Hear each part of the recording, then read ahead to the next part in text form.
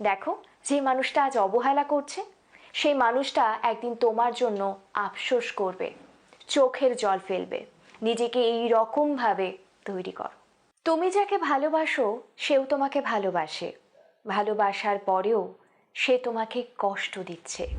যাকে তুমি মন থেকে ভালোবাসো সে যদি বারবার মন ভাঙে তাহলে কতটা কতটা গভীর হয়।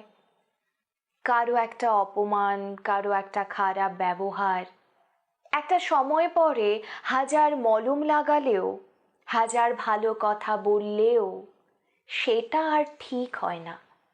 সেই ক্ষতটা কোথাও রয়ে যায়। ভালোবাসা মানে তো ভালো থাকা।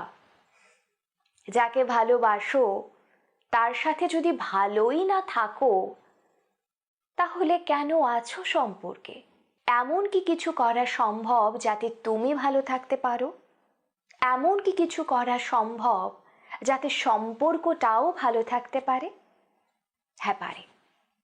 আজ আমি তোমাদের সাথে কিছু স্টেপ নিয়ে কথা বলবো। যদি টিপসগুলো ফলো করো এবং নিজের জীবনে ঠিকভাবে অ্যাপ্লাই করতে পারো, আমি কথা দিচ্ছি এবার থেকে তোমার মনে শান্তি আর ভালোবাসা দুটোই একসঙ্গে থাকবে। সবার প্রথমে আমি কথা বলবো সাইকোলজি নিয়ে। দেখো, আমাদের হিউম্যান নেচার কি বলছে। তোমার কাছে কোনো দামি জিনিসও যদি অনেক দিন ধরে থাকে তাহলে সেটার গুরুত্ব দিনের পর দিন কমতে থাকে। দেখো না, আমাদের কাছে যে মোবাইলটা আছে সেটা যখন প্রথম আমাদের হাতে পেয়েছিলাম, প্যাকেট থেকে যখন সেই মোবাইলটা আমাদের হাতে নিয়েছিলাম, সেই রকম গুরুত্ব কি এখন দিচ্ছি সেই মোবাইলটাকে? আমি জানি ভীষণ প্রয়োজনীয়, কিন্তু একটা সময় পর তোমার মনে হবে আরেকটা নতুন মডেলের মোবাইল হলে কিন্তু ভালো হয়। আমি বলতে চাচ্ছি, যতই উপকারী হোক, যদি একটা জিনিস তোমার কাছে অনেক দিন থাকে সেটার কিন্তু গুরুত্ব কমবেই। তাহলে আমাদের কি করা উচিত? যে সম্পর্কে আছো, ভালোবাসি বলছে, তারপরও খারাপ ব্যবহার করছে, এখানে তোমাকে বুঝতে হবে তুমি সহজলভ্য হয়ে গেছো, তুমি ইজিলি অ্যাভেলেবল হয়ে গেছো। এই জায়গাটাকে ঠিক করতে হবে। সে চাইলেই তোমাকে পাবে, অপমান করলেই তোমার কাছে ফেরত আসতে পারবে, এই জায়গাটাকে চিরতরে বন্ধ করতে হবে। তার জানা উচিত যে তোমাকে সে অপমান করতে পারে না, তোমার সঙ্গে নোংরা ব্যবহার সে করতে পারে না। যদি করে, স্থায়ীভাবে সম্পর্কটা শেষ হয়ে যাবে। নাম্বার 2, কথা বলবো ডিট্যাচমেন্ট নিয়ে। দেখো, পৃথিবীতে আমরা কেউ পারফেক্ট হই না। সেও যেই রকম পারফেক্ট নয়, তুমিও পারফেক্ট নও। এই জায়গাটাকে বুঝতে হবে। তুমি হয়তো তার থেকে বেটার জায়গায় আছো। হতে পারে তুমি যেই পরিবেশে বড় হয়েছো সেটা তার থেকে অনেক বেশি ভালো।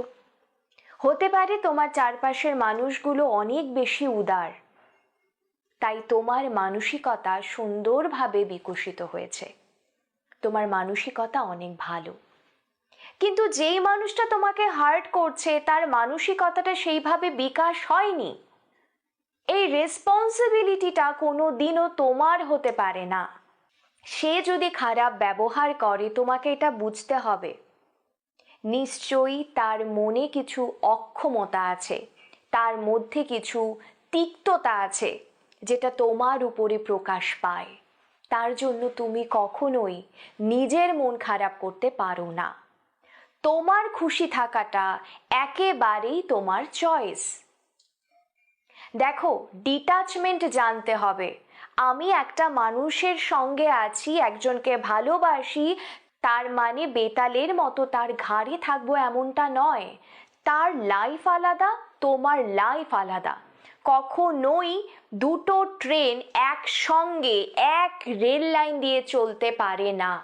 বুঝতে হবে তাকে তার মতো চলতে দাও। তোমার লাইফের জার্নি একেবারেই তোমার। সে তোমাকে হার্ট করলো কিনা, অপমান করলো কিনা, এগুলো এতটা গায়ে মাখবে না।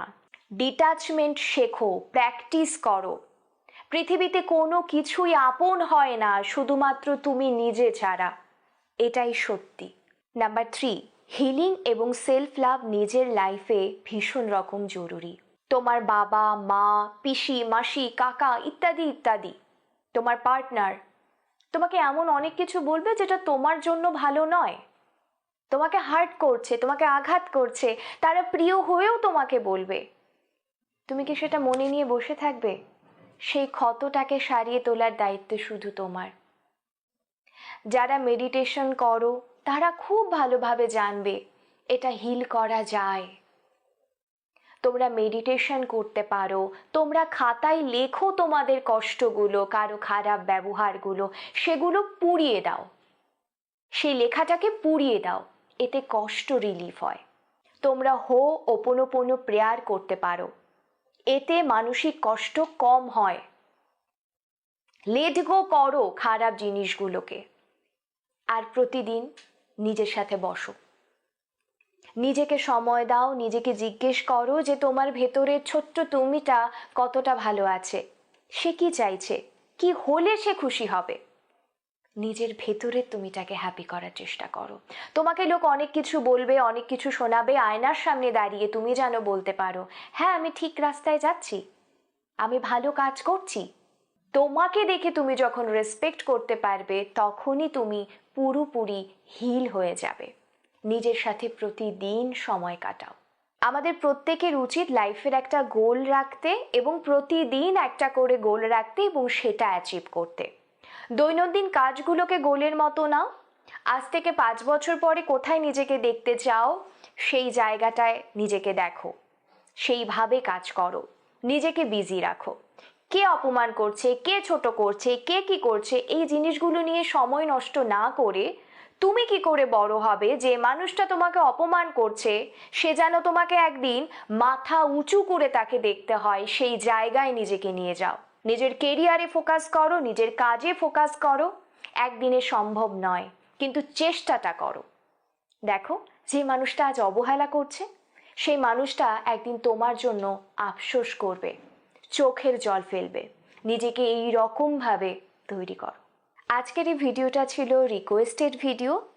তোমরা তোমাদের সমস্যার কথা আমাকে লিখে জানাতে পারো, আমি চেষ্টা করব সেই টপিকে ভিডিও বানাতে। প্রত্যেকে অনেক ভালো থেকো এবং সুস্থ থেকো।